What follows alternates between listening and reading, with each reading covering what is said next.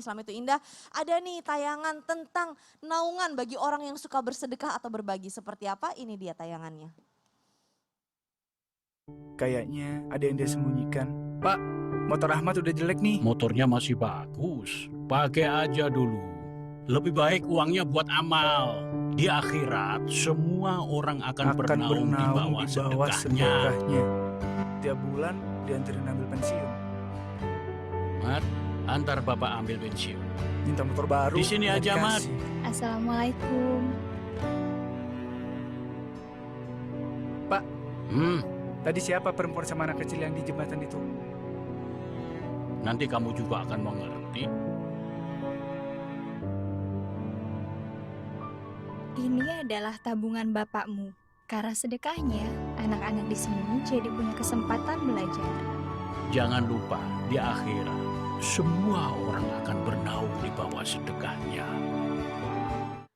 Masya Allah, tabarakallah. Ustadz Syam, Iya. bener ya itu ya. Kalau orang suka bersedekah di akhirat, nanti di hari kiamat itu ada naungan khusus bagi orang-orang yang suka bersedekah. Yang mana tidak ada lagi naungan selainnya. Selain naungan Allah Bener, seperti Subhanahu apa wa Ustadz ta'ala. Syam? Mohon tausiahnya. Subhanallah. Tapi guru-guruku Ustadz Maulana, Habib Abdullah, Kak Caca, serta para guru-guru kami yang dimuliakan Allah Subhanahu wa ta'ala.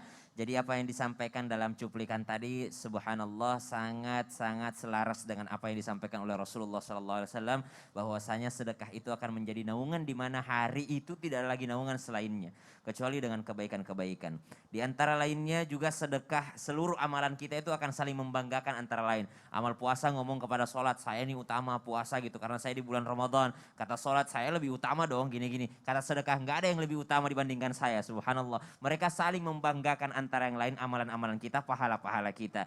Kemudian Rasulullah SAW berpesan, buatlah tameng antara dirimu dengan hari kiamat itu dengan sedekah. Jadi tameng penghalang antara kita dengan neraka jahanam adalah sedekah. Kemudian sedekah itu juga menjadi pelindung kita atau syafaat di kuburan kita, subhanallah. Dan sedekah itu luas ya. Jadi sedekah itu luas. Ada orang mungkin menganggap sedekah itu hanya uang, sedekah itu hanyalah materi. Namun sedekah itu kata Rasulullah SAW, walaupun hanya berwajah berseri-seri di hadapan saudaramu. Jadi kita tidak mendapatkan uang atau materi, boleh dengan yang namanya berwajah berseri di hadapan saudara kita. Jangan udahlah kita nggak bantuin dengan duit, kita juga jutekin apalagi sampai ngatain gitu.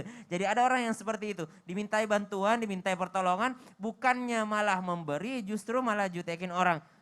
Lu perasaan gak ada perkembangan deh, lu sekarang kerjaannya apa sih?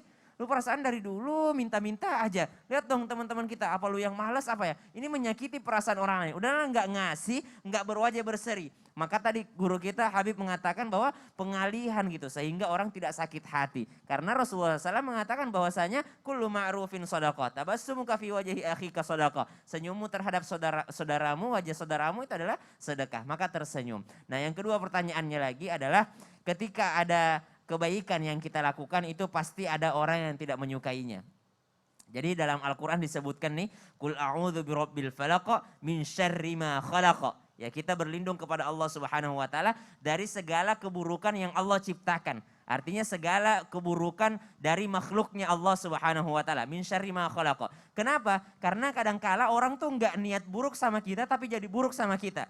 Contoh misalnya, orang nanam tanaman itu tumbuh, dimakan sama hama. Kira-kira hama itu jahat enggak? Berniat gak hama itu buat ngerusak tanaman? Enggak, karena emang makanannya. Karena emang makanannya. Misal kita nanam sesuatu, lalu ada sapi kok dimakan sama sapi ini. Sapi itu jahat enggak? Enggak jahat, tapi memang makanannya. Tapi menjadi kejahatan bagi kita, subhanallah. Kita berbuat baik sama orang lain. Ada ternyata yang terganggu dengan kebaikan kita. Pasti ada yang membencinya. Maka bagaimana menghadapinya? Kata Al-Quran, wala tahinu wala tahzanu wa antumul a'launa in kuntum mu'minin. Jangan engkau malah menyerah dalam kebaikan, jangan engkau berputus asa, jangan engkau bersedih hati. Kalau engkau benar-benar beriman kepada Allah, itu adalah kebaikan atau sesuatu derajat yang tinggi bagimu. Jadi kalau kita berbuat baik, ya udah ikhlas aja karena Allah Subhanahu wa taala. Kalau sudah ikhlas, terserah haters mau nyinyirin, terserah haters bilangnya riak kah,